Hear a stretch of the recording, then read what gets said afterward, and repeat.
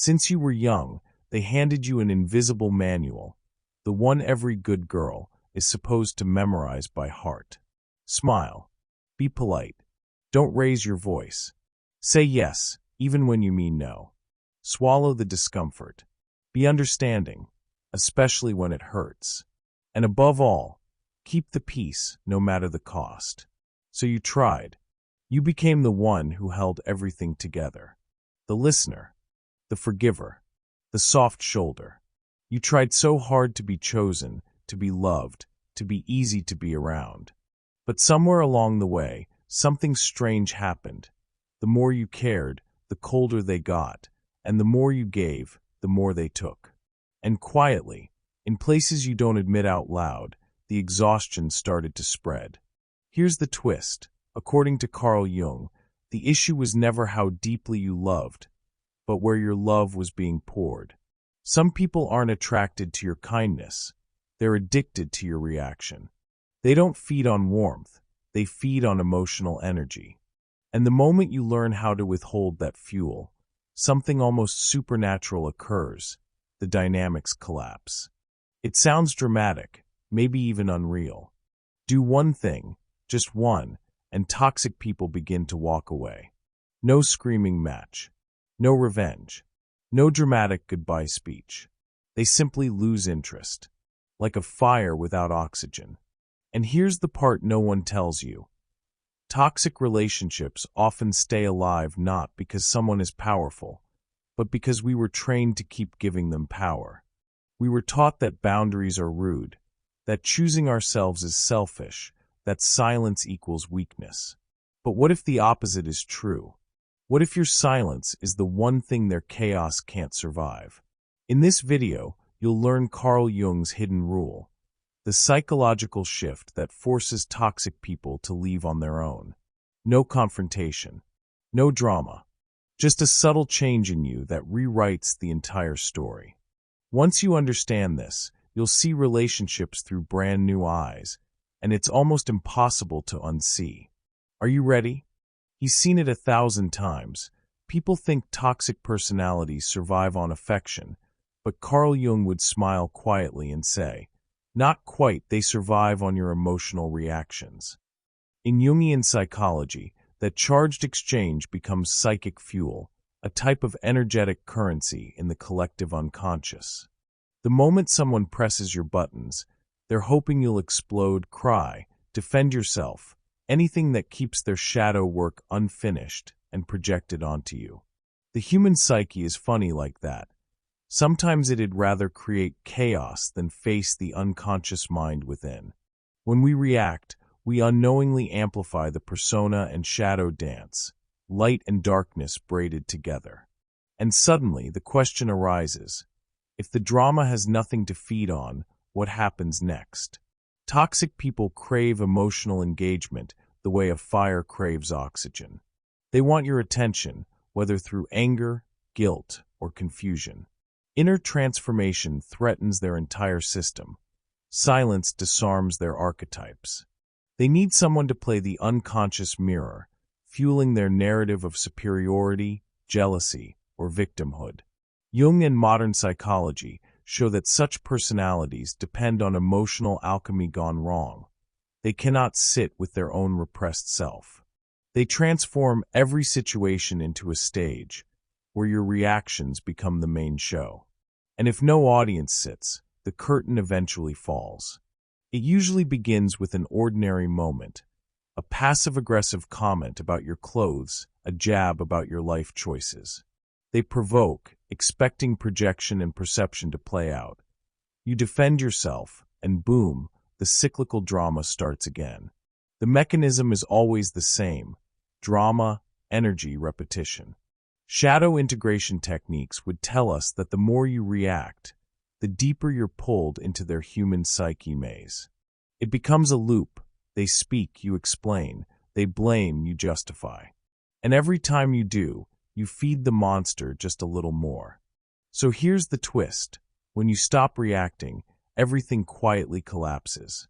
The tension loses heat, like water poured over burning coals. The unconscious mind inside them doesn't know where to go. No spark, no flame, no game. You're no longer running the script fit for their hero's journey distortion. Without your emotional feed, the persona and shadow they projected onto you dissolves. This is spiritual awakening disguised as emotional stillness. A simple, I hear you, without defensiveness becomes emotional alchemy. And suddenly, they're confused because you're not playing anymore. Imagine this. Someone complains loudly at dinner, expecting you to argue back. But instead, you simply listen, nod, and continue eating your food. No debate. No emotional fuel. That silence stretches, uncomfortable for them, liberating for you. In depth psychology, this is the wounded healer reclaiming his center, choosing self-awareness and inner alchemy over chaos. The paradox is, you don't need confrontation to make them leave. You just remove the oxygen. And when the air gets thin, they will look for another source. But here's where things get interesting. What happens when you stop playing the role they assigned you? They leave when they can no longer use you as a mirror. That's the quiet truth Carl Jung would underline in Jungian psychology. Toxic people often walk through life disconnected from the unconscious mind, terrified of their own shadow and desperate to place it on someone else. So they choose an empath, someone intuitive, emotionally aware, spiritually awakening, someone who becomes the canvas for projection and perception. It's not love they seek, it's validation of the image they cannot hold alone. As long as you reflect their story, the bond remains, but if you drop the script, everything begins to crack. Little by little, they project their repressed self onto you. Their anger becomes your problem. Their jealousy becomes your insecurity. Their failures become your responsibility. This is the dance of light and darkness inside the human psyche. They deny, you absorb. They hide, you carry. The empath slips into the archetype of the wounded healer, trying to fix wounds they never caused. In depth psychology, this is the invisible weight of emotional alchemy, the slow erosion of self-awareness as you hold what was never yours. Eventually, something inside whispers, "This doesn't belong to me." That whisper is the beginning of inner transformation. The moment you stop accepting their projection, when you stop believing their version of you, the mirror breaks. The spell lifts. In the collective unconscious, the wires misfire, because now they can't outsource their darkness. They're forced to face the shadow in relationships, a frightening task for someone who's never practiced shadow work or healing the inner child. Without their mirror, they feel exposed, unprotected. So instead of turning inward, they often run. After all, confronting the repressed self is far more uncomfortable than finding a new person to reflect it. Picture this. Someone constantly blames you for not caring enough, even though you show up every single time. One day you simply reply, "I hear you, but that story isn't mine." No fight, no guilt, no backflips to prove your worth. That quiet truth comes from the inner voice of the self, and in that instant, their persona and shadow lose their grip. It's like watching the wrong script fall out of their hands. They may become distant, angry, or suddenly devoted to someone new, anyone who can reflect their fractured image back to them. They're not leaving you, they're leaving the mirror you refuse to be. We've seen this journey play out on screen, especially in Frozen. For years, everyone projected fear and expectation onto Elsa. Be good, be quiet, hide your power. She carried the collective unconscious of her entire kingdom, believing their story about who she should be. But the moment she says symbolically, "I won't play that role anymore," the mirror shatters. In the iconic Let It Go scene, Elsa withdraws from the projections placed on her. She stops internalizing their shame and steps into her true self, her power, her inner alchemy. And as she chooses authenticity, some people grow uncomfortable and pull away. Not because she became dangerous, but because they could no longer control her narrative. That's what happens in real life too. When you stop mirroring their fears, the illusion collapses. and those who depended on it must walk away or face themselves. They rarely see it coming. After all, someone who has spent years serving as a mirror, absorbing projection, soothing insecurity, holding emotional weight, doesn't suddenly draw a line without reason. But the moment they do, the entire dynamic trembles.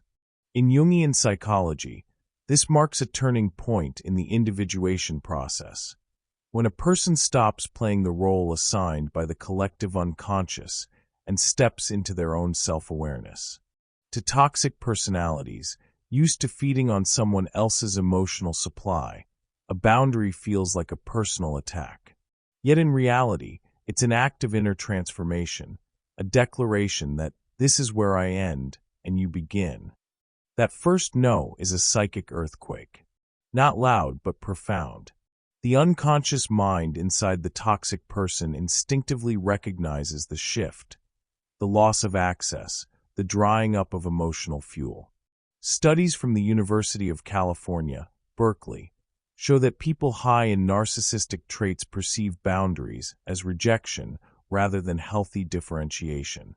Their human psyche reads separation as threat, activating defense mechanisms rooted in the repressed self. That's why a calm, simple refusal can provoke so much drama. It's not the word itself, it's what it symbolizes. Your escape from their shadow in relationships. Their reactions generally follow a predictable arc: anger, devaluation, withdrawal. First, anger, pushing to see if your boundary is real. Then devaluation, calling you selfish, cold, or dramatic. And finally, withdrawal, finding someone new to play the old part. According to depth psychology, this is projection at work. By accusing you of the very things they fear in themselves, they avoid facing their own shadow. Carl Jung wrote that what we reject internally, we attempt to exile externally. So when your boundary exposes their unhealed wounds, their reflex is to protect the fragile persona, not examine its cracks. Imagine a simple moment. A friend who's used to venting at you every night texts in crisis again. In the past, you'd drop everything to help, even when you were exhausted. But this time you respond gently. I care about you, and I'm not available tonight. We can talk tomorrow. No panic. No over-explaining. Just truth. Suddenly, the emotional alchemy shifts. They may push back, guilt trip, pout, or go silent, but something deeper is happening. You're stepping out of the wounded healer archetype and inviting them into responsibility for their own inner child. It's uncomfortable for both of you, yet necessary. A boundary is a sacred act of psychological separation.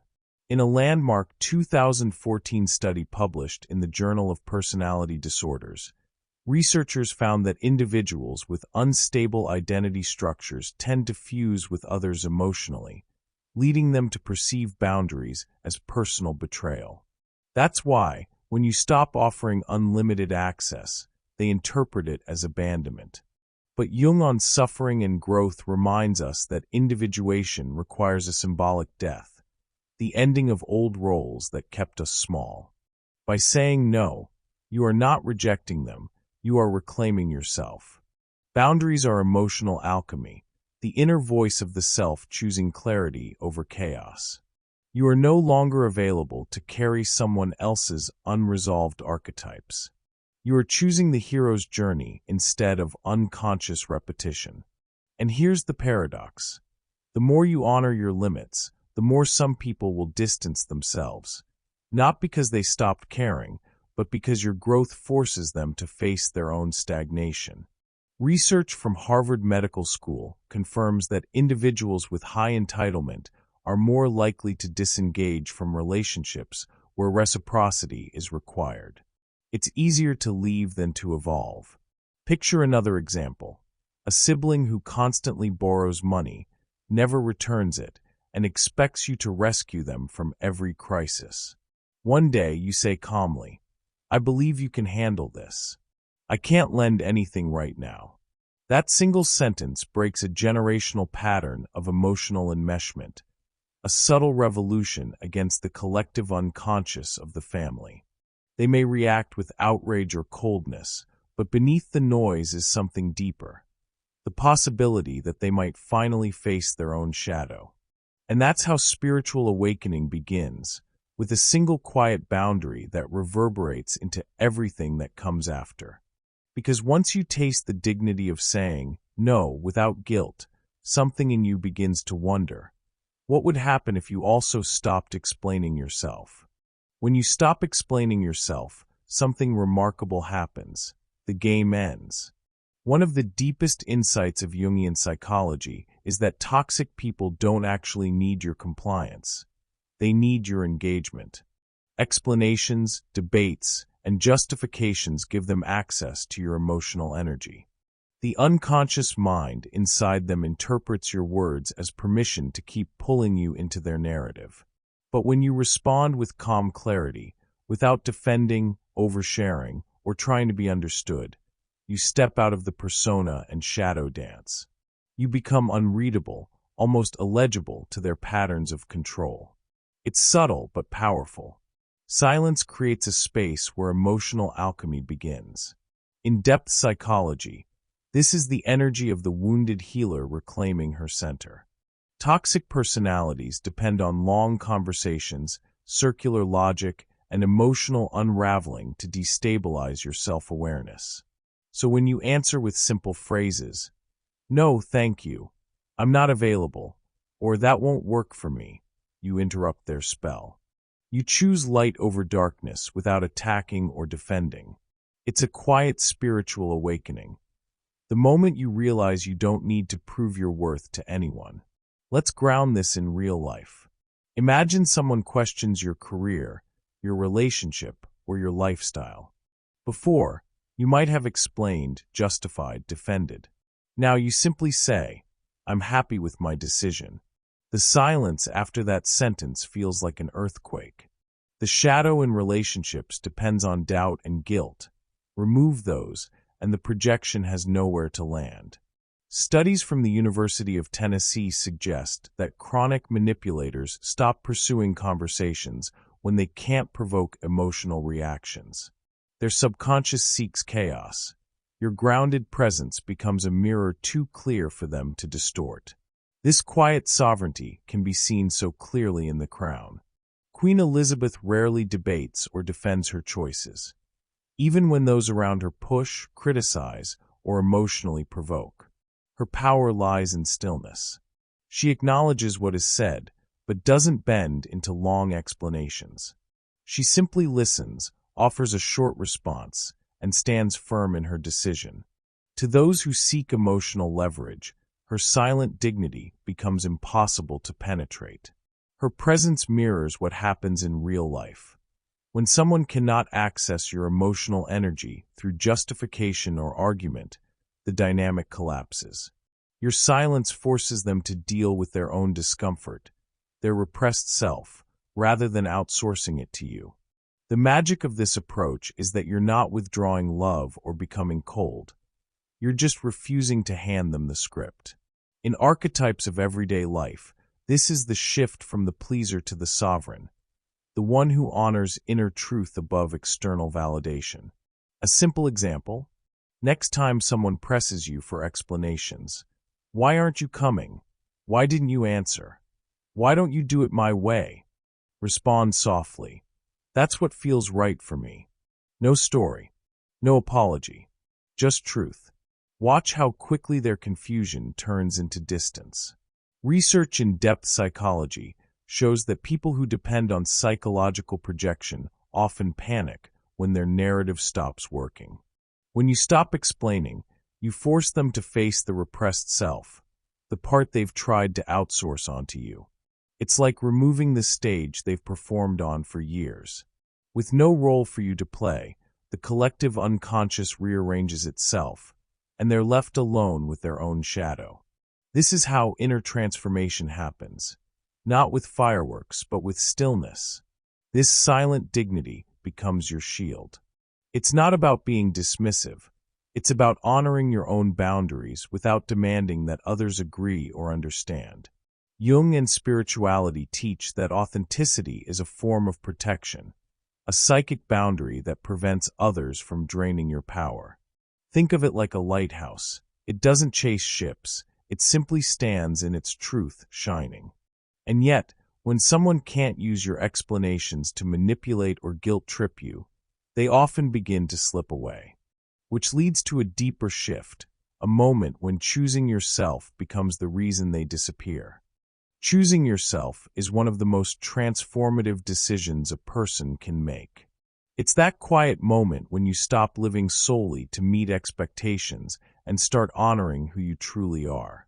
In Jungian psychology, this is called individuation, the process of discovering your own values, inner voice, and direction instead of following a script written by others.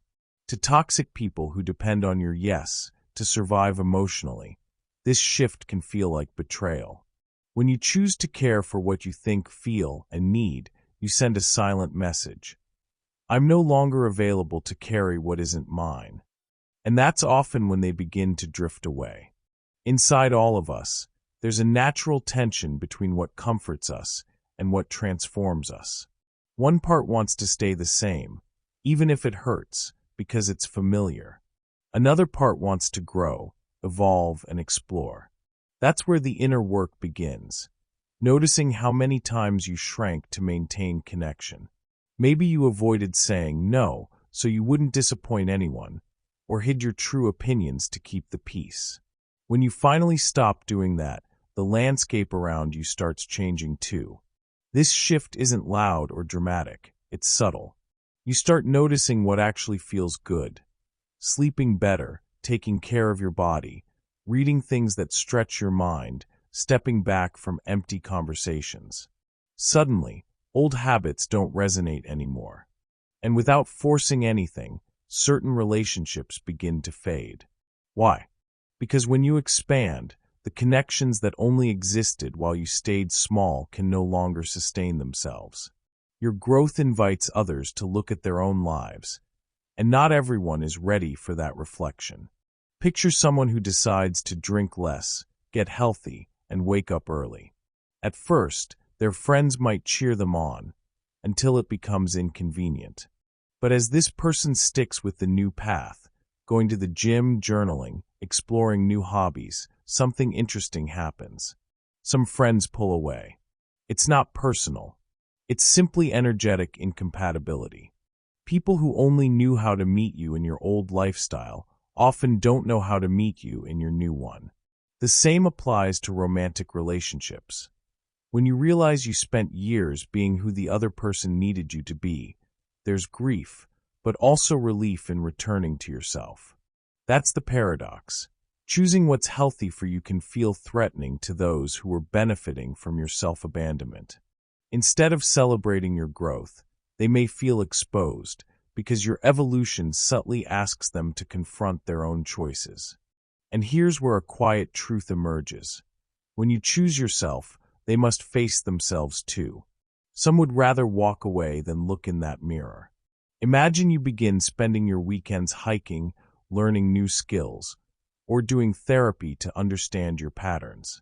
Slowly but surely, your conversations change. Your priorities shift.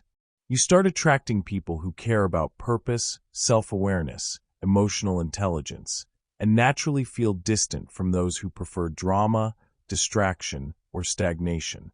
It's like tuning a radio. Once you move to a different frequency, some stations disappear. In the end, this may be the hardest part of growing. Realizing that choosing your own path sometimes means losing certain companions. But what comes next is worth it. New relationships aligned with who you are now, not who you had to be to fit in.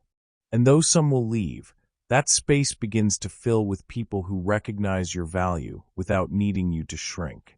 And while that process can feel lonely at first, something much bigger is quietly forming, preparing you for a life that makes sense from the inside out. You've seen how fast things can change when you stop giving toxic people the emotional reaction they're looking for. They don't need you to disappear. They just need you to stop playing the role they assigned you. With one decision, choosing yourself, the game collapses. Because when you stop feeding chaos with reaction, when you withdraw emotional oxygen, the flames burn out on their own. And the people who only knew how to connect through drama suddenly have no place left to stand. So now it's your turn. Where can you pull your energy back? What's one small boundary you can put into action this week? It might feel uncomfortable at first, but discomfort is simply the doorway to freedom. If this message resonated and you're ready to keep growing, subscribe and turn on notifications so you don't walk this journey alone. There's more ahead, and you belong here.